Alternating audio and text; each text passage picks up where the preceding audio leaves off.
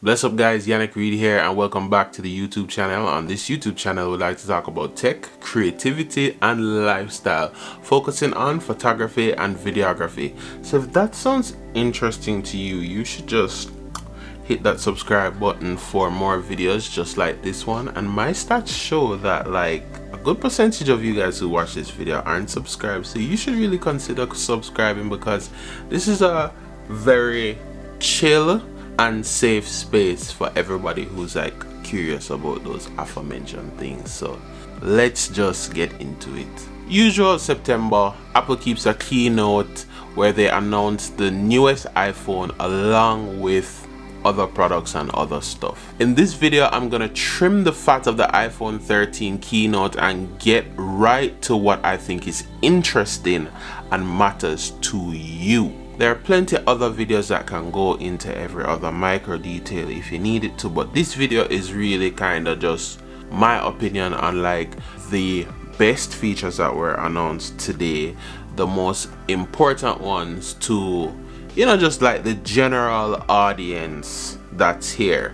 But if there's something that you're particularly interested in, make a sound in the comments right below the like button. Ask any question you feel like asking about the Apple event and we can talk about it. The first piece of technology that they announced today was the base iPad, which I was surprised at that announcement because I didn't expect that we were gonna get any iPad news today. But essentially, to keep it simple, they updated the base model iPad. If you want to get a great tablet for the cheapest price possible, this is still your best bet. Not much really to talk about, being honest. They made the cheapest model better and it has Apple Pencil 1 support. To me, that makes it the best budget drawing tablet on the market. Yeah, I can say that, yeah. And the price comes in at $329 for the 64GB option, and I think it goes up to $512. If you're looking for the best tablet under $500, even under $400, best bet by far will do 90% of what you need. Would recommend. The next surprise on the list where I didn't expect them to talk about was the iPad mini. So it caught me completely off guard since the iPad mini kind of felt like next to dead. It was just in like this space where, oh yeah, the iPad mini, but they updated it today in a pretty welcome refresh. The iPad mini is pretty much just a miniature iPad Air right now. They have the sham for the edges, they have the Touch ID on top, they have the support for the Apple Pencil 2, and they have USB-C and stereo speakers, and iPads have really good stereo speakers. I actually really dig this. The design and form factor with those ergonomics are just amazing. This device would be a perfect little kind of sketch pad of an device. It's like the size of like a small little book. It's like a Kindle size, which is a very good kind of size for a tablet. I see this working for someone who has to work with a laptop or maybe has a desktop but still wants a tablet just small enough just not to kind of weigh them down, or the person who can't manage a big tablet. They have need for screen real estate that is larger than a phone. If the form factor is something that you're into, I would definitely keep this device on your radar. So the base model for the iPad mini is starting at $499 for 64GB, and they have a Wi-Fi and an LTE version that starts at $649 for the base price, and we have models ranging from 64GB to 256GB, which I think is good. I still think that presents you with an option for another good tablet underneath $500, so I think you should keep that one on your radar if it piques your interest. Along the route of what I expected them to announce today is that they announced the Apple Watch Series 7. It's a new-ish watch design, but not like the new design that everybody was kind of expecting, where it kind of looks like the iPhone models with the kind of sharper edges. It has a larger screen and larger buttons, so I think it's about like the same size, but they were able to move the bezels back. as well as now they have this curved display. So the watch's screen, like remember when like you had like the Samsung edges, so the LCD curves a little bit, which is very interesting. The most interesting feature I saw, which to be honest isn't that interesting if we're being fair, the screen size is big enough for it to have a full-size keyboard on screen. But to me, I'm just like, let's see if the Apple Watch will even be fast enough for it to make sense for you to type out that message. Because I think I just find with Apple Watches sometimes it's like the time it takes for you to try and respond to a message on your watch, you could easily just pull out your phone and do that anyway. There are some nice new colors out. I really dig that green. There's like this green color, so fresh. But there's not even like a new sensor in this one. It's the same sensors as before, so you know, blood oxygen, altimeter, anything that was in the Series 6 and beyond is what's in this device, obviously. They say it's more durable, but if I'm being honest, I wouldn't consider the Apple Watches particularly fragile.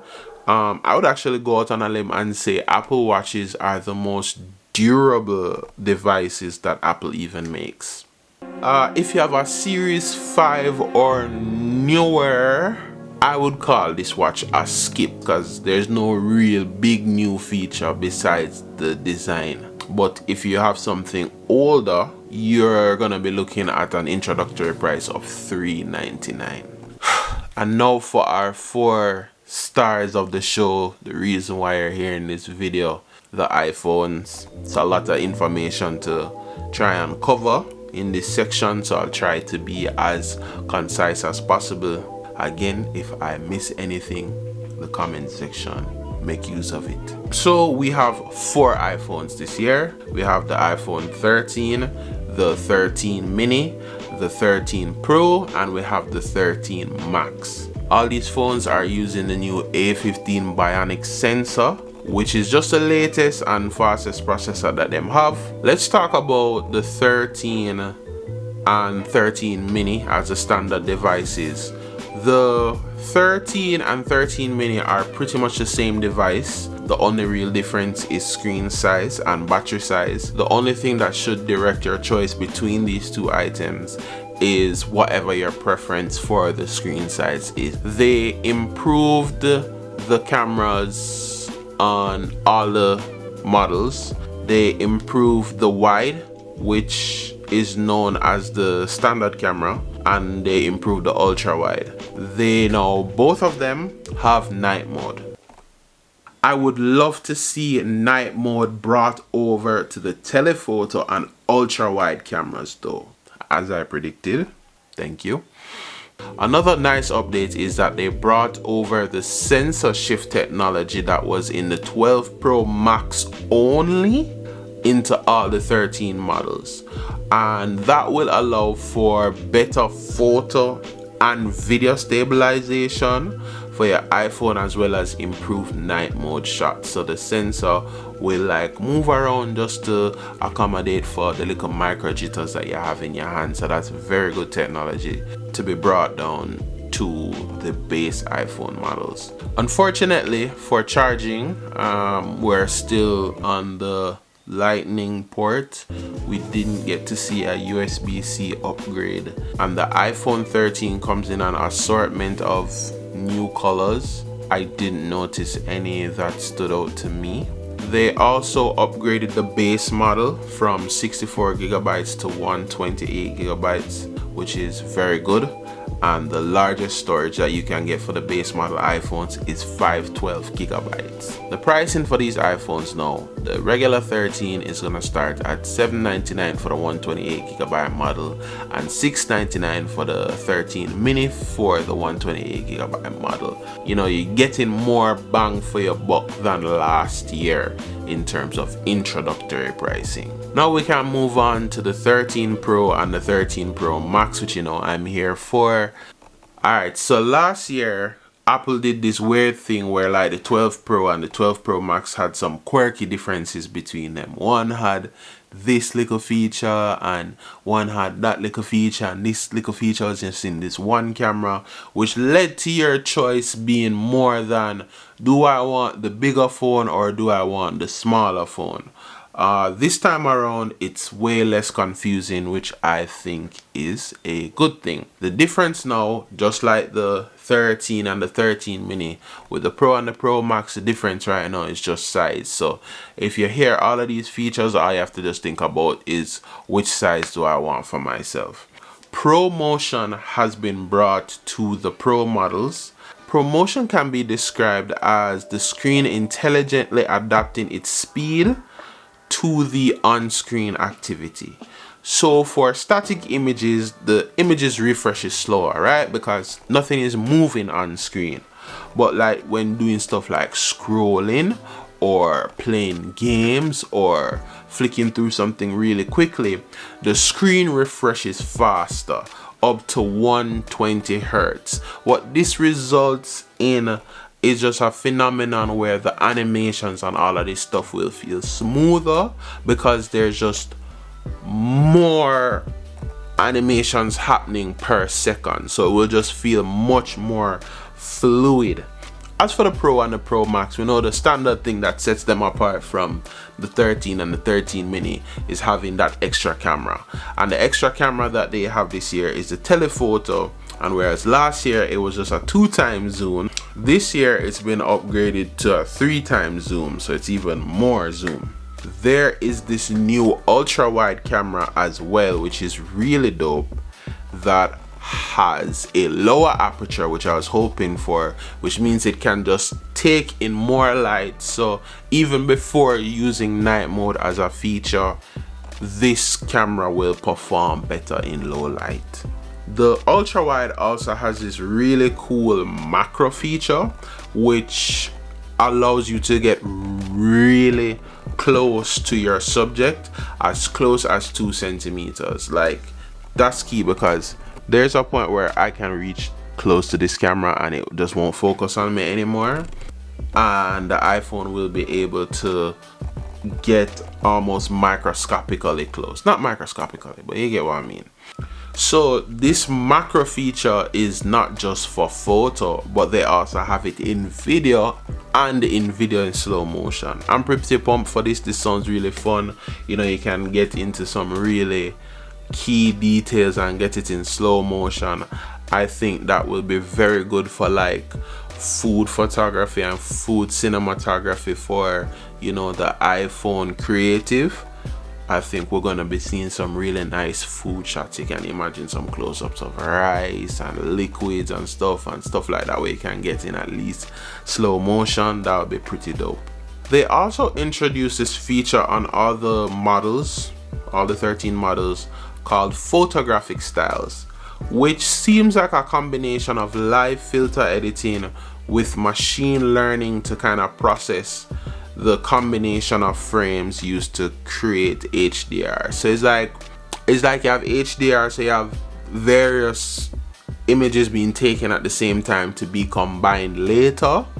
I think it's making more intelligent updates based on your preferences. So the phone is going to learn, you know, what kind of skin tones do you shoot, what kind of weather conditions do you shoot in, what's their color preference. So it's almost like the phone is learning what your visual preference is and just kind of making some of those adjustments in real time before you even take the photo. We have yet to see how that performs in real life. This is just a demonstration. So it's when the phone comes and gets into people's hands, they will get to test it to see what the results really look like. We also have some video advancements that also make it to the whole line of phones. Wonderful. It's called cinematic mode. This is a mode that allows you to creatively lock focus on different areas of your scenes for dramatic effect. And essentially, you can call it the beginnings of a video portrait mode. I do hope the iOS team is working on some portrait mode video for the iPhone 13, meaning that, you know, with computational videography, that, you know, maybe you can blur some backgrounds in videos. Thank you, Apple. This is a great way to kind of simulate depth in video to get that, you know, to get that big camera feel. To be honest, in the demo it did look a bit unfinished. They are still probably working on the feature, so I think some of the bugs will hopefully be wrapped up by the time it launches for a more smooth and cohesive feel. But the Pro and the Pro Max exclusive feature, which won't be appearing at launch, is ProRes video. ProRes is a video compression that was made by Apple themselves, but it's an industry standard in terms of a file used for professional video editing.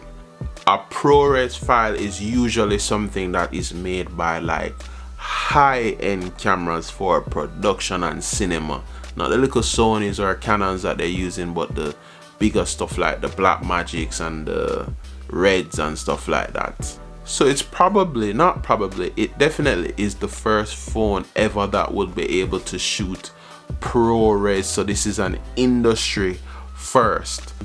But to be fair, for a majority of people, I would say 95% of people who would be picking up an iPhone, ProRes is not gonna matter to them. It does not matter to them. And even though it matters to me and it's dope and it's exciting, if I'm being honest with myself, I'm not sure how many situations there will be where I actually will shoot ProRes on a phone or want to shoot ProRes on a phone.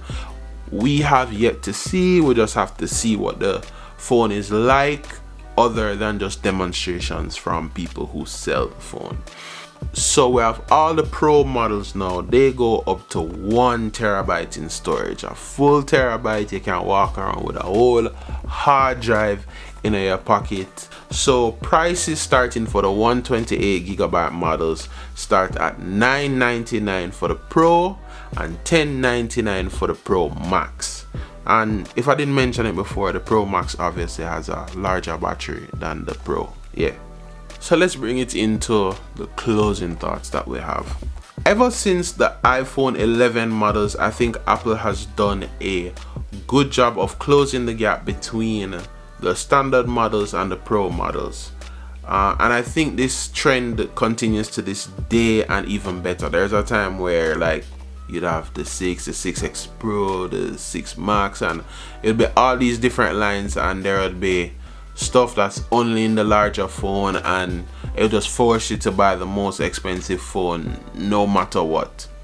I think most people will be quite happy with the iPhone 13 and the 13 mini, as it's carrying the most important features that people would like to have and the most widely adapted improvements, the things that will matter to people. Where the Pro has those special extra features for camera nerds like myself who want to geek out, you know, ProRes video, a 3x camera, extra aperture for night mode. You know, the only persons who are gonna pick up on what those mean are the photographers who may watch this vlog. Big up on yourself if you're not there. For me, they brought night mode to all the cameras, which is the real important thing to me here. All cameras across the board. The Apple Watch and the base iPad updates are to me it's more of the same. If you are thinking about getting one, there's a new device has taken the price of the old, and the older devices have gotten cheaper. Make your choice. The iPad mini refresh is very nice. I think it will be very popular. I think what I'm personally most excited about for the 13 is just knowing that all the 3 cameras are improved and we will have improved optics.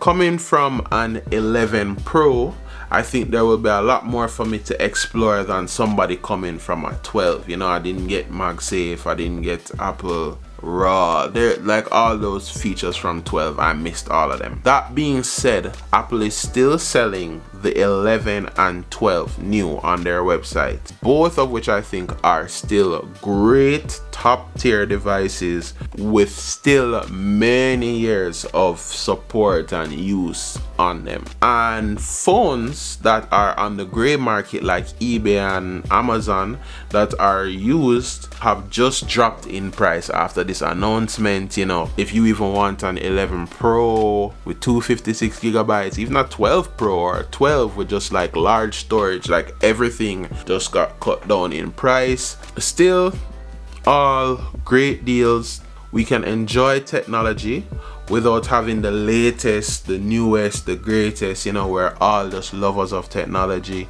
and when we talk about new things, it's not just to say, oh, go and get the newest thing, but when new things come out, old things that are still new and good become cheaper.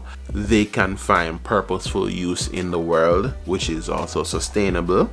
If there's anything about the iPhones or just the Apple launch that you were expecting me to cover in this video, or you're curious about, drop them down in the comments. One more time for that. You see me, like, I want y'all to know that I get these notifications on my phone. So if you guys have questions, if you have feedback, I see the comments and I will answer them. Share this with a friend of yours who's curious about Apple and needs a Jamaican perspective. And keep safe and continue to bless up yourself. I keep losing my place on this phone. Hope you don't mind me read some of my script and notes from them phone here, because it make the video them much easier for do. Make them very, very easy. Why am I talking like that? Yo, later.